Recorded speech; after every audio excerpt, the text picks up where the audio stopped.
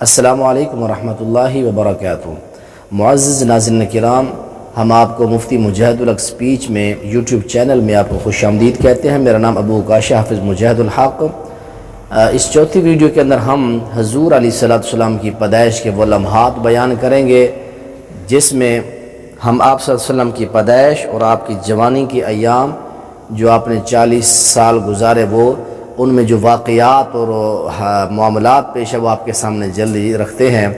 تو محترم ناظرین کرام، وہ لمحات جن کا پوری انسانیت کو، پوری خلاق جو ہے انسانیت کو انتظار تھا، دنیا کے اندر بت پرستی، قتل و غارت، خون ریزی، ناانصافیاں، انسانیت اور دنیا جو ہے اندھیروں کے اندر ڈوب چکی تھی، انسانیت جو ہے ظلم کی چکی میں غریب پس رہے تھے۔ تو اس عالم کے اندر ایک ایسی شخصیت کا آنا بہت زیادہ ضروری تھا جو آ کے ان ناانصافیوں کا قلع کما کر کے ایک من اللہ علی المؤمنین اذ بعث فیہم رسولا، کائنات والو اللہ نے بڑے بڑے اس دنیا کے اوپر کائنات پر احسان کی، اللہ نے کسی احسان کا نہیں جتلایا، اللہ نے کوئی احسان نہیں گنوایا، لیکن جب پیغمبر کی باری ہے تو اللہ کریم نے فرمایا من اللہ علی المؤمنین، اللہ کریم نے احسان کیا مومنوں کو رسول محمد پاک عطا فرما کے فرمایا وَلَقَدْ بَعَثْنَا فِي كُلِّ أُمَّةٍ رَسُولًا أَنِ اعْبُدُوا اللَّهَ وَاجْتَنِبُوا الطَّاغُوتَ۔ ایک تیسرے مقام پر فرمایا هُوَ الَّذِي بَعَثَ فِي الْأُمِّيِّينَ رَسُولًا مِّنْهُمْ يَتْلُو عَلَيْهِمْ آيَاتِهِ وَيُزَكِّيهِمْ وَيُعَلِّمُهُمُ الْكِتَابَ وَالْحِكْمَةَ وَإِنْ كَانُوا مِنْ قَبْلُ لَفِي ضلال مبین۔ اللہ کریم خود فرماتے ہیں کہ پیغمبر محمد الرسول اللہ کے آنے سے پہلے یہ معاشرہ بہت زیادہ گمراہی کے اندر، بہت زیادہ اندھیروں کے اندر، ضلال اور گمراہی کے اندر یہ مبتلا تھا۔ آ گیا وہ یتیم عبداللہ، جگر گوشہ آمنہ، شاہ حرم، حکمران عرب و عجم، اور فرمایا کہ حکمران عالم کل، فرما روائے عالم، شاہن شاہ حرم، سید المؤمنین، شفیع المذنبین، خیر الورا، شمس الضحیٰ، بدر الدجا، محمد الرسول اللہ، نور الہدا، شاہ امم، خواجہ حنین، رسول الثقلین، صلی اللہ علیہ وسلم کی پیدائش کے لوگ لمحات آ چکے ہیں۔ عام الفیل، ہاتھیوں والا سال، جس سال ابرہ جو ہے 60 ہاتھیاں لے کر آیا حرم کو گرانے کے لیے، ہاتھیاں لے کے آیا، بڑے بڑے زنجیر لے کے آیا کہ ہاتھیوں سے وہ زنجیر باندھ کے عرب اور بیت اللہ کی دیواریں گرا دوں گا۔ اللہ کریم نے چھوٹے چھوٹے پرندوں سے ابرا اور اس کے پورے ہاتھیوں کے لشکروں کو اللہ نے تباہ کر دیا۔ یہ واقعہ پیغمبر علیہ السلام کی پیدائش سے جو ہے 50 دن سے جو ہے دن پہلے کا واقعہ ہے۔ عام الفیل کے سال پیغمبر علیہ السلام کی 9 ربیع الاول 20 اپریل بروز سوار نماز فجر سے پہلے مکہ المکرمہ میں سردار عبداللہ کے گھر میں حضور علیہ السلام کی ولادت باسعادت اور مبارک یہ ولادت ہوئی۔ آپ کے دادا سردار عبد المطلب کو اطلاع ملی تو بھاگے بھاگے اپنے اس بچے کو، اپنے بیٹے کے بیٹے کو، اپنے اس جگر گوشے کو اٹھا کے مکہ کے اندر لے گئے اور وہاں جا کر ان کا نام انہوں نے محمد رکھا صلی اللہ علیہ وسلم۔ جبکہ ماں کو خواب آتا تھا اما آمینہ کو، تو آپ نے اپنے بچے کا نام جو ہے اس وقت خواب میں آپ کو دکھایا جاتا تھا کہ آپ نے اپنے بچے کا نام احمد رکھنا ہے۔ اسی احمد کا تذکرہ قرآن پاک سورہ صف 28ویں پارے کے اندر بھی ہے، اور اسی نام احمد کا تذکرہ تورات کے اندر حضرت عیسیٰ بھی کر کے گئے ہیں کہ میرے بعد ایک پیغمبر آنے والے ہیں من بعد اسمہ احمد، جن کا نام احمد ہوگا۔ آپ کی اماں جی کو خواب بھی احمد نام کا آتا، تورات کے اندر، قرآن کے اندر جو ہے موجود ہے کہ آپ کا نام احمد، تو آپ کا نام محمد اور احمد رکھا گیا۔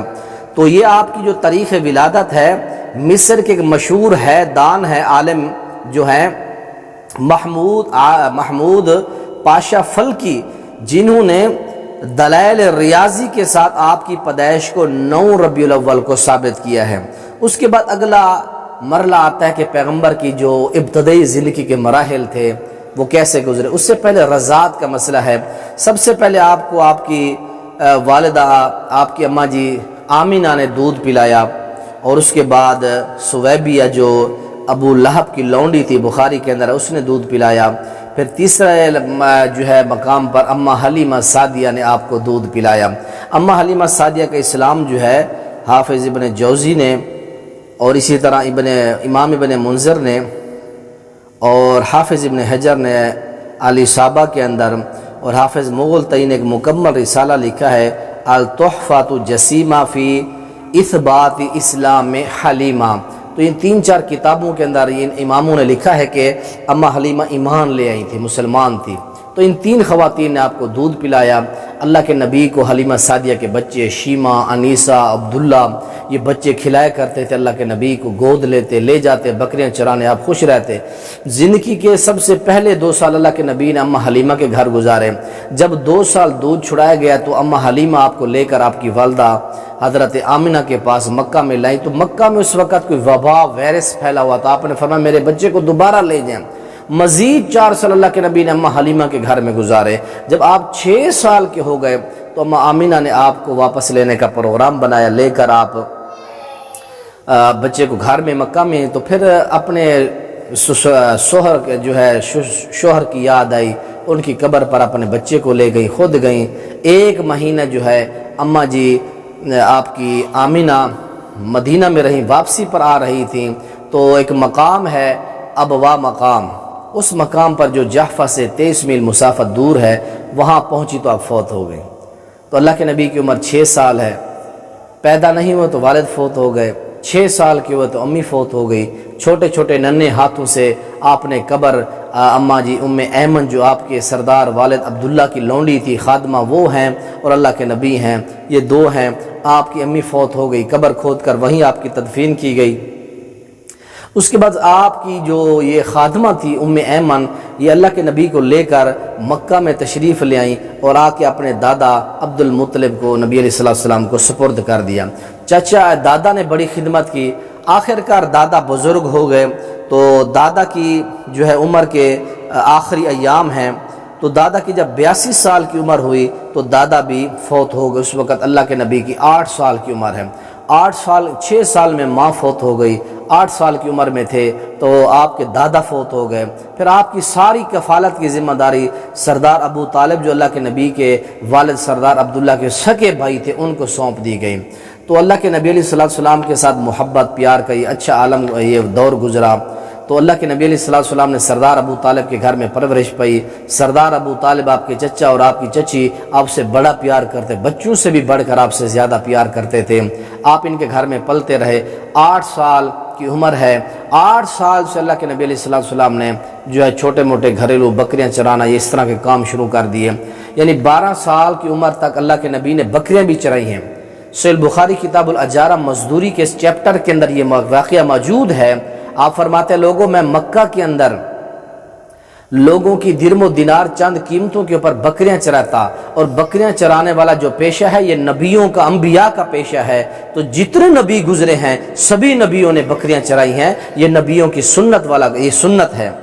اس کے بعد اللہ کے نبی علیہ السلام سفر شام کے اندر اپنے چچا کے ساتھ جو ہے مختلف سفروں کے اوپر جاتے تھے۔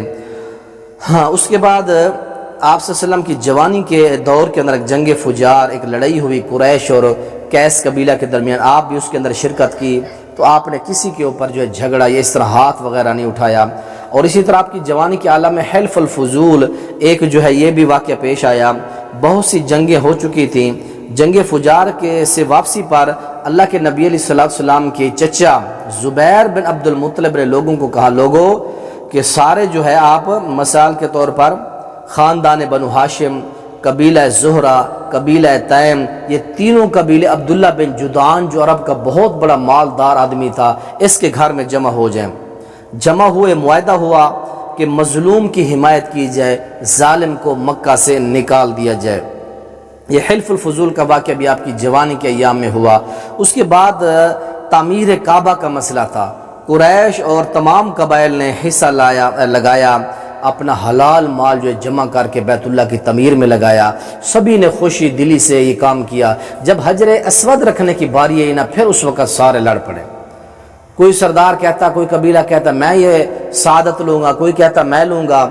آخر کار 4 دن تک یہ جھگڑا جاری رہا، تو ایک عرب کا اور قبائل جو ہے ایک قریش کا معمر بزرگ ترین آدمی ابو امیہ بن مغیرہ نے فیصلہ کیا، کل جو سب سے پہلے خانہ کعبہ میں آئے گا اسی کو ہم منصف سمجھیں گے۔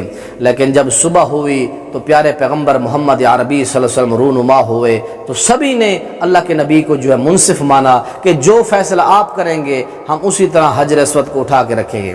تو آپ نے اپنی چادر مبارک اٹھائی، چادر مبارک کملی کو اٹھا کے بچھایا زمین پر، فرمایا کہ آؤ سارے سرداروں حجر اسود کو اٹھاؤ، اس چادر میں رکھو۔